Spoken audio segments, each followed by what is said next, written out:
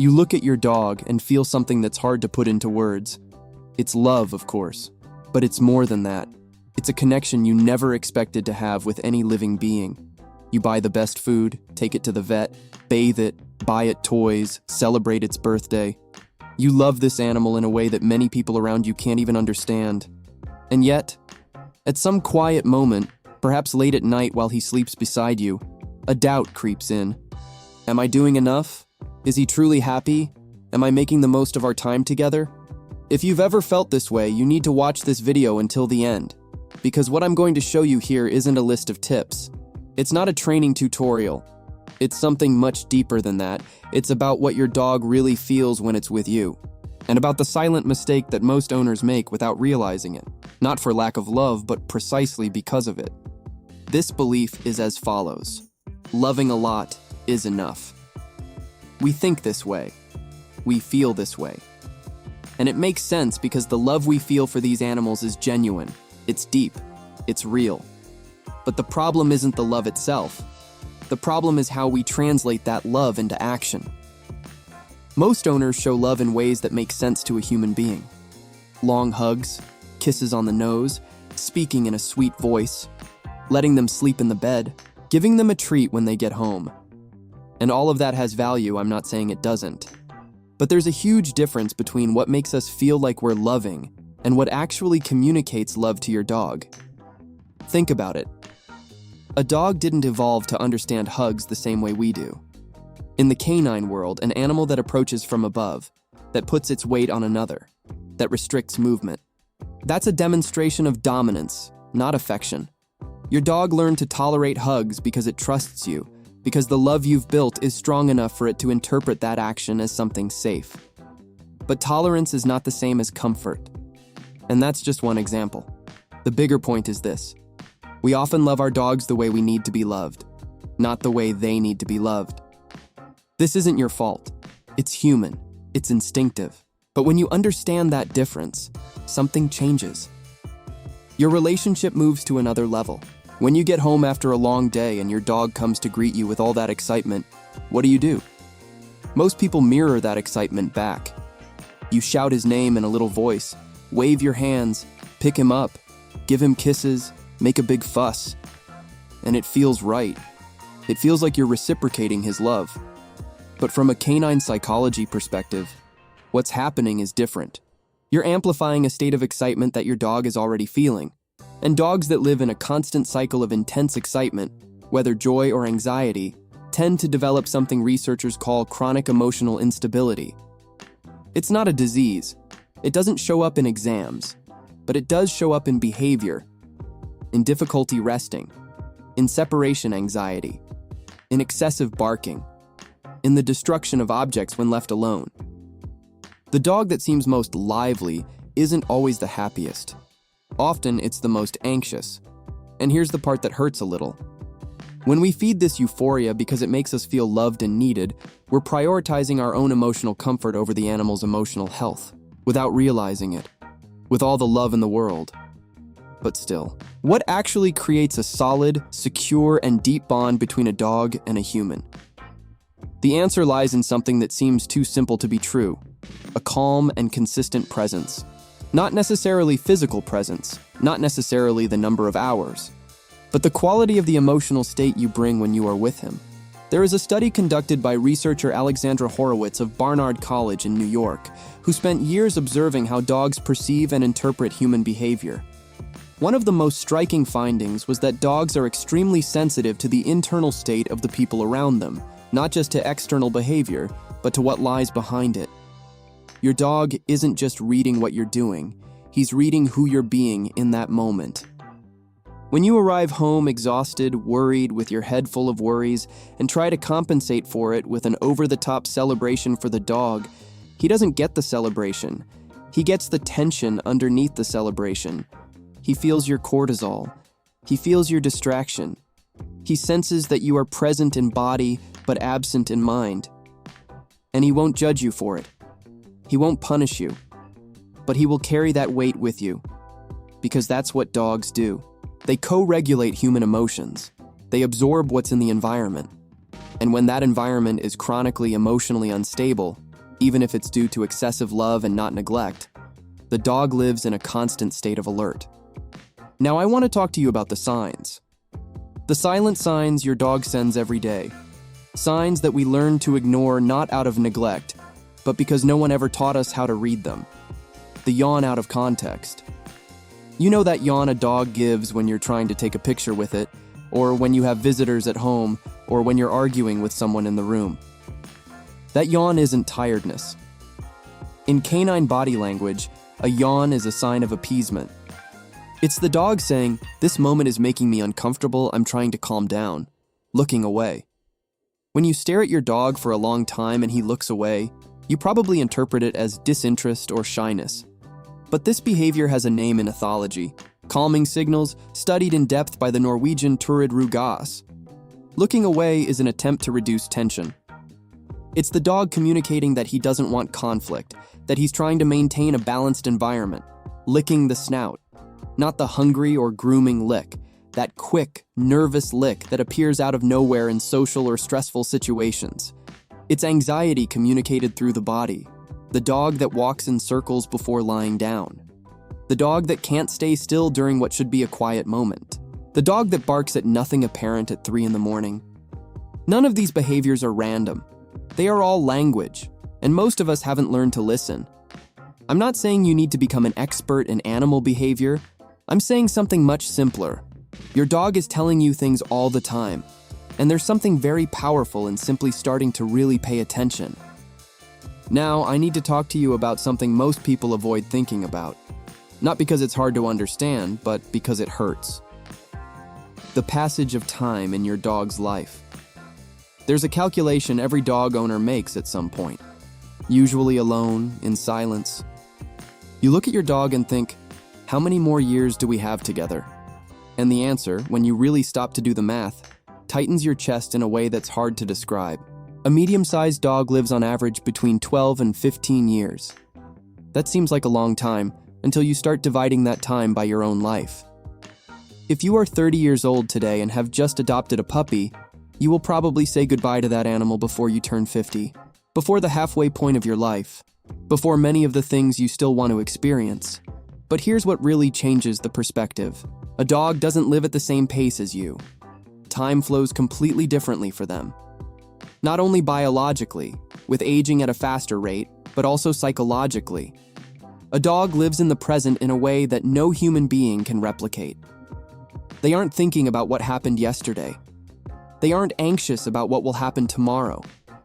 Each moment they are conscious is the only moment that exists for them. This means something very concrete in practice. That Sunday afternoon you spent on the couch with him beside you, doing nothing special, just existing together. For you, it was an ordinary afternoon. For him, it was a lifetime of presence. That quick walk you took because you were in a hurry, phone in hand, without stopping to smell anything. For you, it was a fulfilled commitment. For him, it was a missed opportunity to explore the world. Time doesn't mean the same thing to the two of you, and when you understand that, the weight of each shared moment changes completely. One of the conclusions was that dogs whose owners practiced what the researchers called engaged presence, short but completely focused moments, without distraction or multitasking, exhibited significantly lower levels of stress-related behaviors compared to dogs that spent more hours with their owners, but in environments with divided attention. In other words, 10 minutes of you being completely present is worth more than 2 hours of you being physically there, but mentally somewhere else. It's not about how much time you have. It's about what you do with the time you have.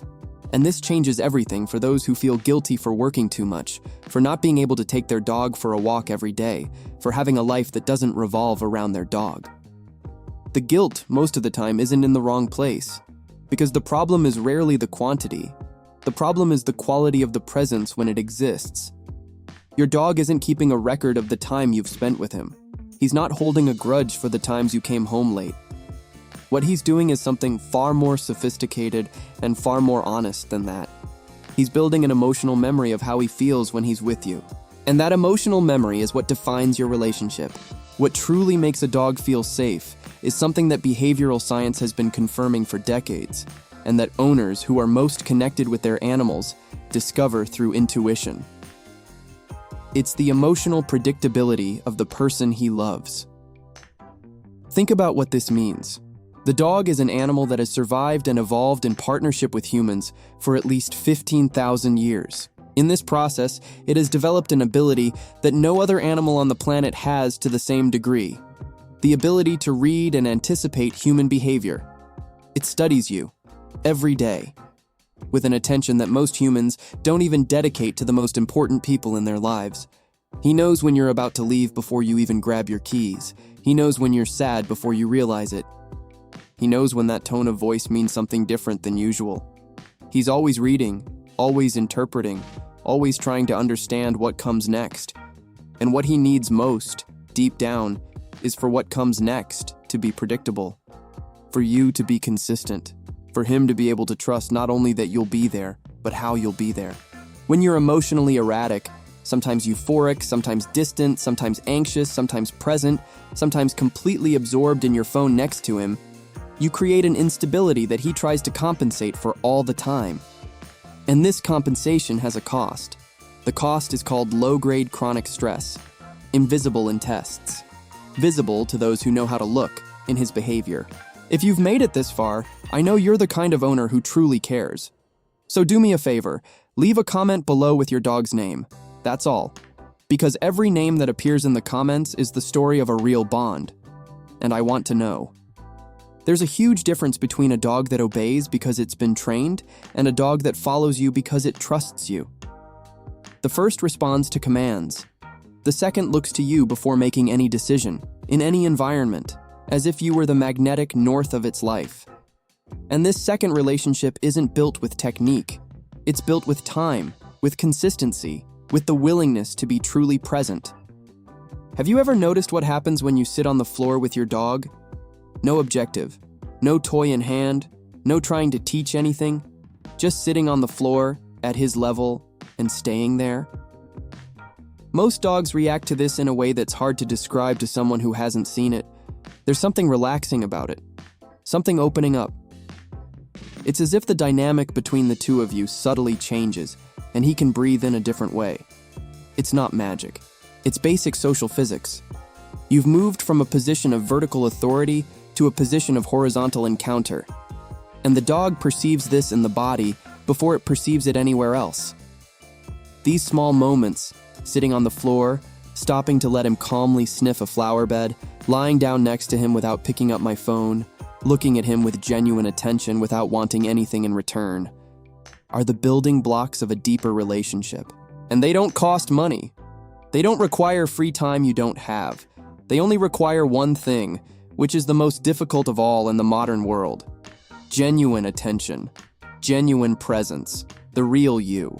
When a dog looks at its owner with that long, calm, direct gaze, not the look of someone wanting food, not the agitated look of someone wanting to play, but that quiet, deep gaze that sometimes appears in the quietest moments of the day, both bodies release oxytocin, the bonding hormone, the same hormone that is released between mother and child in the first moments after birth.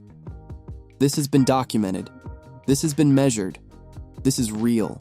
Your dog isn't looking at you like that by accident. He's not doing it because he was trained to do so. He's doing it because, on some level that goes beyond any simple explanation, he loves you.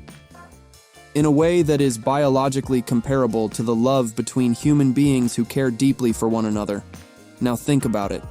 How many times a week do you receive that look and look away? You pick up your phone, you change position, you call him to do something. Anything, but stay there in that moment, which is uncomfortable because of its own depth. We sometimes run away from real intimacy, even with the people we love most, especially with them. She didn't check if he was okay, if he had water, if he was comfortable. But she really saw him. She stopped everything. She remained silent.